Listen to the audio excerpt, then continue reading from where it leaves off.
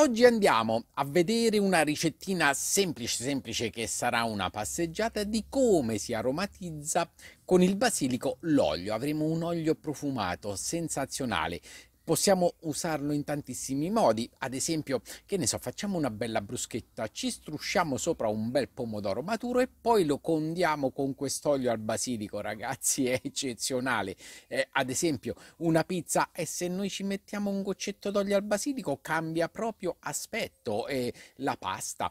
Insomma, poi date sfogo alla vostra creatività. Noi andiamo subito al video a vedere come si fa questa semplice ricettina, quest'olio al basilico profumato che terremo lì in dispensa per usarlo quando vogliamo, anche in inverno quando il basilico non lo abbiamo più. Andiamo subito al video. La prima cosa che ci serve chiaramente è il basilico, del bel basilico fresco e profumato, un paio di forbici, lo tagliamo, tutto quanto lo stelo che ci interessa. Vi ricordo un attimo come si taglia il basilico: si taglia lasciando almeno 2 o 4 foglioline sullo stelo che rimane. Guardate, questa qui è la parte che è stata potata, guardate quanto è diventato già bello, nuovo e compatto. Adesso prendiamo tutto il basilico che ci occorre e poi andiamo a fare questo olio profumato al basilico. Una volta che avete raccolto il vostro basilico lo dovremo andare a sciacquare sotto il lavandino e poi farlo asciugare in un punto dove c'è aria, sì, ma non solo diretta, altrimenti perdiamo l'olio essenziale che contengono le foglie. Il basilico, prima di andarlo adesso a lavorare, deve essere quindi lavato e perfettamente asciutto, non deve contenere neanche una microgoccia di umidità, mi raccomando. Una volta che il vostro basilico, mi ripeterò un'altra volta, è completamente asciutto, un paio di forbicini e preleviamo solamente le foglioline. Il gambetto lo andiamo a gettare via. Mentre io preparo tutte quante le mie foglioline, vi dico subito la dose.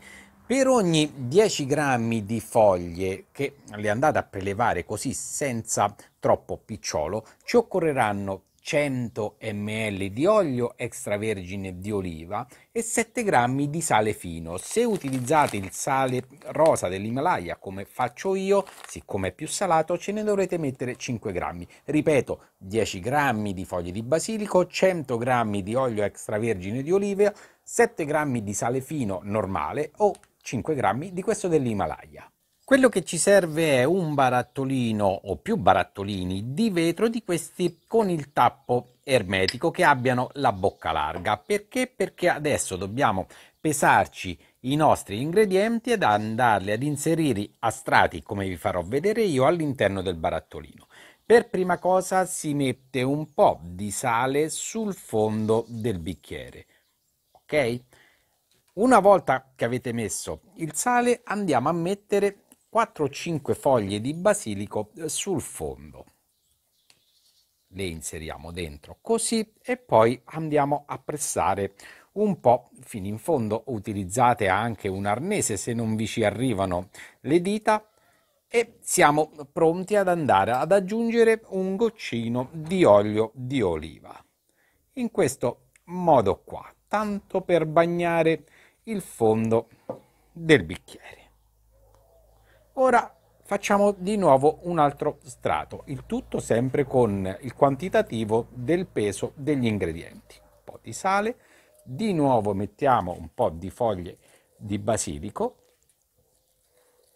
le mettiamo pressate fino in fondo ed aggiungiamo di nuovo olio. Continuiamo così fino a che il barattolo sarà completamente riempito.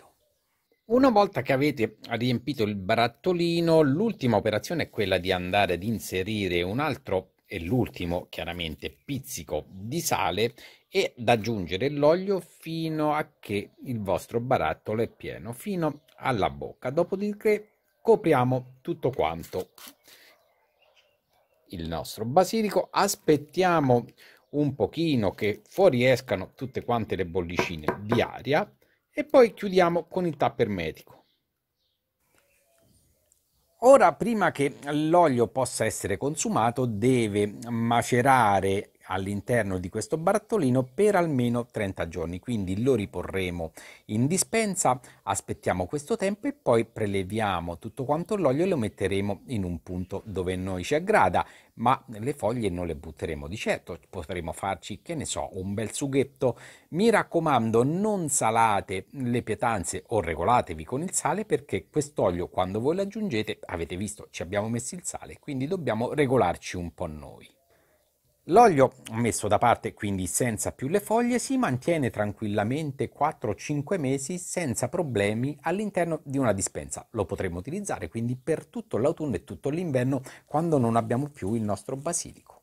Spero che anche questo video sia stato utile. Ragazzi, mi raccomando, sempre in gamba, sempre prodotti bio. Ci vediamo alla prossima. Un abbraccio a tutti da Pier Giorgio. Ciao ragazzi.